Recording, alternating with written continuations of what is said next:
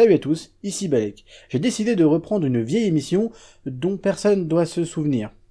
Mais on est proche des fêtes de fin d'année, voire totalement dans les fêtes de fin d'année vu que je suis en retard sur mon planning, et je me suis dit, tiens, si je leur présentais un jeu qui irait bien avec cette ambiance. Et donc aujourd'hui je vous parle de Blasphemous. Quoi ? Comment ça c'est pas dans le thème ? Blasphemous est le deuxième jeu du studio The Game Kitchen, le premier étant The Last Door, un point-et-clic horrifique que je n'ai pas fait, mais j'en ai entendu beaucoup de bien. Donc, Blasphemous est un Metroidvania old school. Le studio a fait ce qu'on appelle du néo-rétro. Pour faire simple, le néo-rétro, c'est faire du neuf avec du vieux. Créer un nouveau jeu comme à l'ancienne, mais en retirant ce qui n'allait pas à l'époque, et en ajoutant de nouvelles fonctionnalités. Je sais pas si j'ai été très clair. Là, c'est le moment où je vais vous faire un petit résumé du jeu. Une malédiction s'est abattue sur CVT... Comment on prononce ça ? On va dire que le V est un U, c'est bien ça. Hein. Donc, une malédiction s'est abattue sur Custodia. On l'appelle simplement le miracle. Vous êtes le pénitent, qui a fait vœu de silence, avec un très joli chapeau, seul survivant d'un massacre qu'on appelle le chagrin silencieux. C'est quoi le chagrin silencieux ? Eh bien pour savoir ça, il va falloir faire le jeu. Ouais. Vous êtes vous-même touché par cette malédiction, piégé dans un cycle sans fin de mort et de résurrection. Votre but est de libérer le monde de son tragique destin et d'arrêter le cycle. Vous vous réveillez sur une montagne de cadavres et partez directement pour votre effroyable quête. Je préfère ne pas vous en dire plus et vous laisser découvrir. Le premier truc qui te met une claque, c'est lui. L'ambiance est glauque, malsaine, macabre, et c'est génial. Non, c'est pas vraiment ce que je voulais dire. Ils ont réussi à donner au jeu une ambiance très particulière, mais très bien gérée. Tu n'aimes ou tu n'aimes pas, mais tu n'y restes pas indifférent. Je pense que c'est en partie grâce au pixel art. C'est beau, mais surtout, ce qui m'impressionne, c'est le souci du détail. Toute cette ambiance est portée par la musique. Ce qui est drôle, c'est que j'ai jamais fait gaffe à la musique quand j'y jouais. J'y ai prêté attention quand j'ai voulu écouter l'OST sur YouTube pour préparer cette vidéo. Et là, putain, je me suis rendu compte que la musique rajoutait vraiment quelque chose à tout ça. On n'est pas sur une musique qui va prendre le dessus, comme pourrait être une musique d'un boss de Dark Souls, mais plutôt sur une musique discrète, pesante. Une musique auquel on ne fait pas attention quand elle est là, mais qui nous manque quand elle est absente. Ils ont poussé très très loin le côté inquisitorial du XVIe siècle.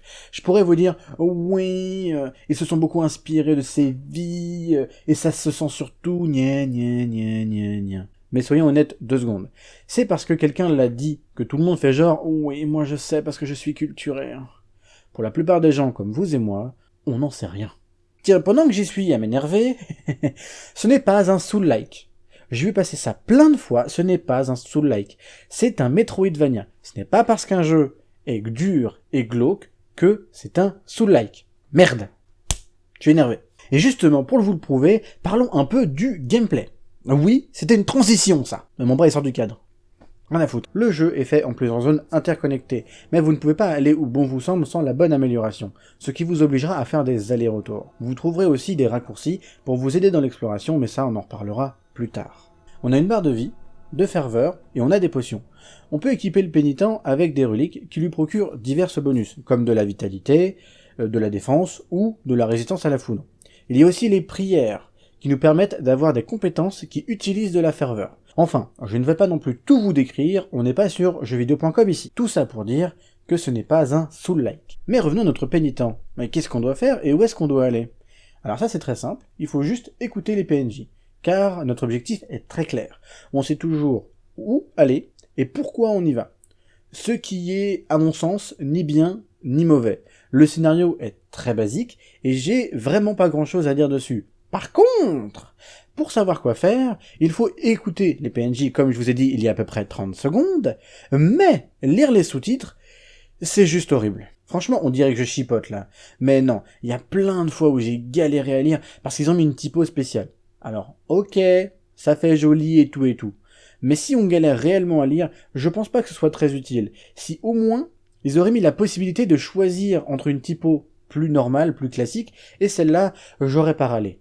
Mais là, quand même. Bon, bah maintenant qu'on sait où aller, c'est là pour moi qu'il y a un gros souci, l'exploration. Même si je sais où aller et pourquoi j'y vais, je ne sais pas quel chemin prendre. Il faut monter, descendre.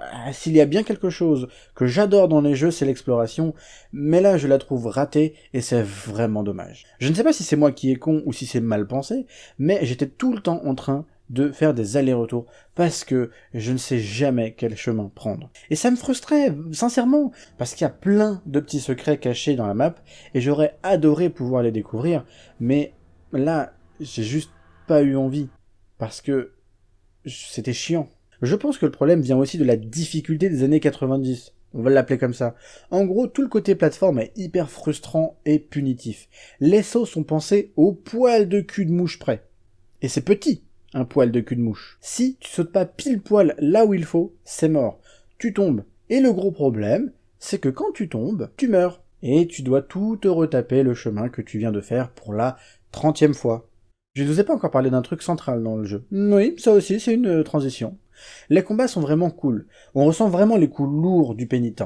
Les boss ont tous un pattern précis qu'il faut apprendre, et c'est seulement quand vous le connaîtrez par cœur que vous pourrez enfin passer le boss. Donc, avant d'aller le voir, pensez à bien réviser. Bon, ils exagèrent un petit peu, c'est le style du jeu qui veut ça. Par contre, tous les mobs présents pendant l'exploration, je les trouve très anecdotiques, et au bout d'un moment, vous ne les tuerez plus pour gagner du temps pour votre énième aller-retour habituel. À savoir que le jeu, je l'ai fait en début d'année, et que j'ai dû relancer le jeu pour faire cette vidéo. Ils ont fait pas mal de petites mises à jour ici et là qui rendent l'exploration beaucoup moins chiante. La possibilité de mettre des marqueurs sur la map, de pouvoir zoomer au pixel près, d'avoir le pourcentage de découverte d'une salle. Et plein d'autres petits trucs. Ils ont aussi ajouté un genre de New Game Plus. Toutes les images du jeu que vous avez vues, d'ailleurs, ont été enregistrées dans ce mode-là. Et ils ont ajouté encore plein de petits trucs, ici et là, mais je pense en avoir assez dit. Bon, tout ça pour dire que j'aime beaucoup Blasphemous. Mais je sais pas si je le recommande à tout le monde. Sa difficulté et son côté frustrant des années 90 pourraient vous rebuter, et je comprends totalement. Mais, si vous arrivez à passer outre, et que vous entrez dans cet univers macabre, fait de sang, de torture et de sang, vous y passerez sûrement un bon moment. Ah, j'ai compris pourquoi c'est pas dans le thème. Il manque le sapin, c'est ça?